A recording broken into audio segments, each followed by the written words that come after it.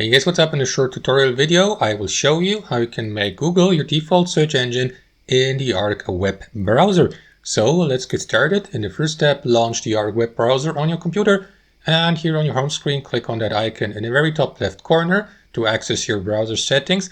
And from that menu below, select Settings. After that, select your user profile from that list below, or if you haven't done that yet, create a new profile here. So I will go with my normal user profile. And on the next page, you will be given access to a couple of settings. For example, guys, you can set a default search engine. So to do that, click on that arrow down icon here.